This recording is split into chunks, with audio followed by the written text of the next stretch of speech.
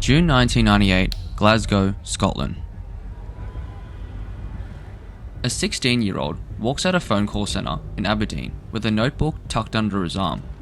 Inside that notebook are hundreds of names, addresses, and security answers. Everything needed to steal someone's entire financial identity. Within months, he'll be wearing a £12,000 Rolex, driving luxury cars all funded by other people's credit cards. By the time he turns 20, he will have spent over £2.5 million that doesn't belong to him. But Castro has one weakness. He couldn't stop. What started as petty theft on a train platform became Britain's most audacious credit card fraud operation. How did a teenager with no hacking skills or technical expertise steal millions using nothing but a telephone? How did he talk his way out of deportation and past UK authorities at the airport? And what finally made him stop?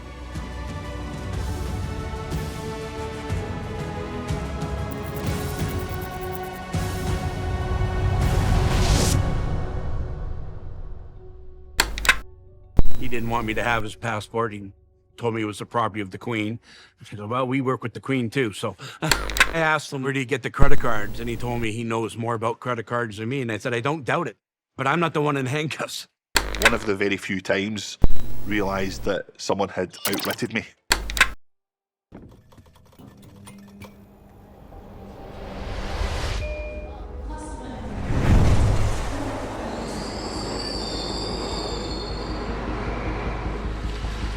Glasgow, 1998.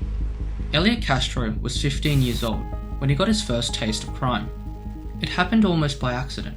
He found a credit card lying on a train platform, and without thinking about it much, used it to pay for his train fare to school.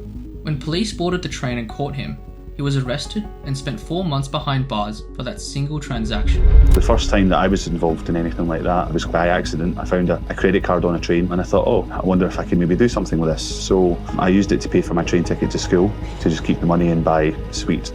But the police came on the train and I'd got caught.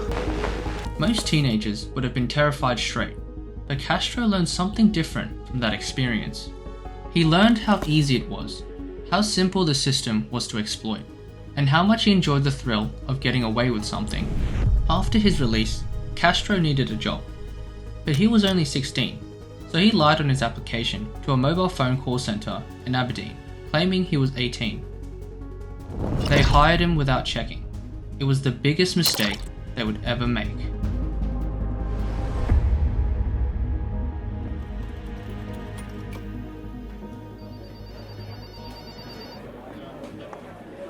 Castro's job was straightforward. Answer calls from customers, help them with their mobile phone accounts, process upgrades and changes. It was boring work for minimum wage, but Castro quickly realised he was sitting on a gold mine of information. Every call that came through meant access to a customer's personal details: names, address, date of birth, mother's maiden name, first pet's name, all the security questions that banks use to verify identity. Castro would engage customers in friendly conversation or typing away at his computer, harvesting every piece of data he could extract. And within months, Castro had filled an entire notebook with customer information. Hundreds of names, each one accompanied by personal details to take over their financial lives. When the call centre eventually fired him for tardiness, he walked out with something far more valuable than his final paycheck.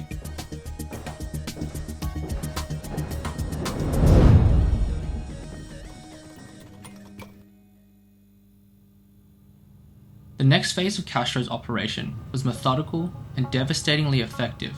He would sit at home with his notebook, working through each entry like a student studying for exams. He'd call the bank, pretending to be them, and request a simple change. I've moved house, I need to update my address. The banks rarely questioned him. He had all the right answers to the security questions.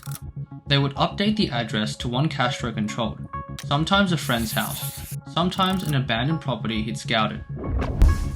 Then came the key move. I've lost my card. Could you send me a replacement? The bank would cancel the old card and mail a new one to the address Castro had just changed. As soon as the replacement card arrived, Castro would call again, changing the address back to the original before the real customer noticed anything was wrong. He'd forge a signature on the back of the new card that matched the name, giving him free rein to use it whenever he wanted. The beauty of the system was its invisibility. Customers wouldn't know anything was wrong until their statement arrived weeks later. By then, Castro had already moved on to the next victim. People were calling in and buying things on their credit cards. I thought that there must be some way of maybe being able to use that information. I would call the bank, pretend to be them, have a new card shipped out to an address, and they would send a card out and a PIN number as well.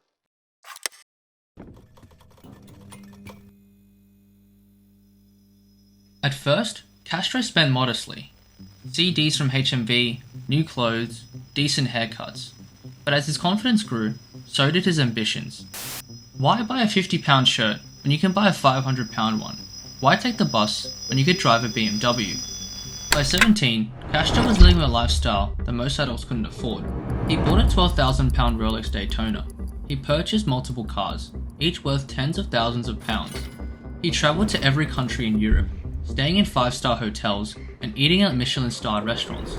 He spent £15,000 in a single night at Glasgow nightclubs, buying bottles of champagne for everyone, living like a celebrity. His friends knew he had money, but they didn't ask too many questions. Castro told them he was involved in import-export, or that he'd made smart investments. The lies came easily now. He'd been lying to banks for so long that deceiving his social circle felt effortless. The thrill was intoxicating. Every successful transaction, every hotel check-in, every luxury purchase reinforced his belief that he was untouchable. He felt clever, powerful, in control. The world was his playground, and someone else was always paying for the rides. But Castro wasn't as invisible as he thought.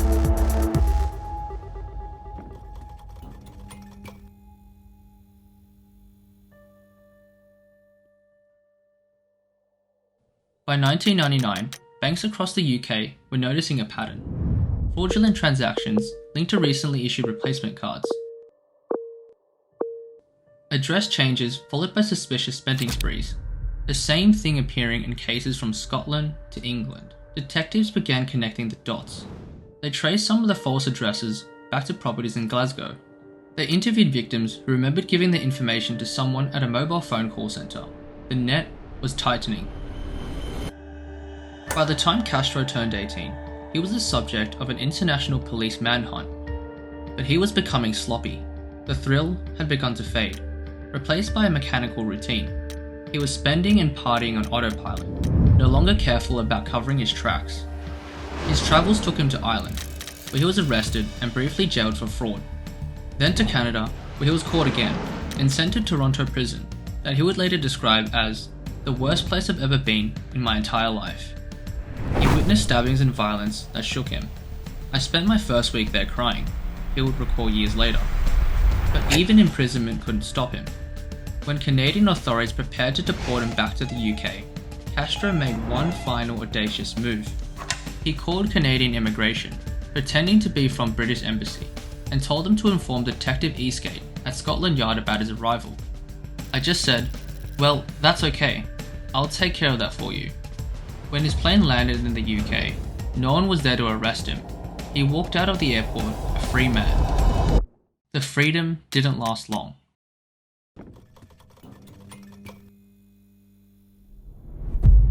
In 2004, at age 22, Castro made his final mistake. He walked into Harvey Nichols in Edinburgh and purchased £2,000 worth of gift vouchers using a stolen credit card. The transaction was flagged. Security detained him. This time, there was no escape.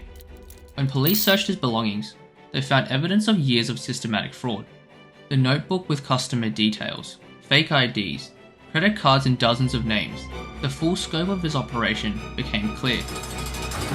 Castro was sentenced to 2 years in prison. Given what he'd done, swindling an estimated £2.5 million over 5 years, many considered it an incredibly light sentence, but Castro saw it as a turning point. Things could have gone one or two ways for me, but the last time I came out of prison, I decided I would never go back. It was a very lonely lifestyle, a very paranoid lifestyle. If you imagine, you're essentially living a lie. I caused a lot of damage to myself and to my family in particular. not to mention some of the people that were affected by what I did.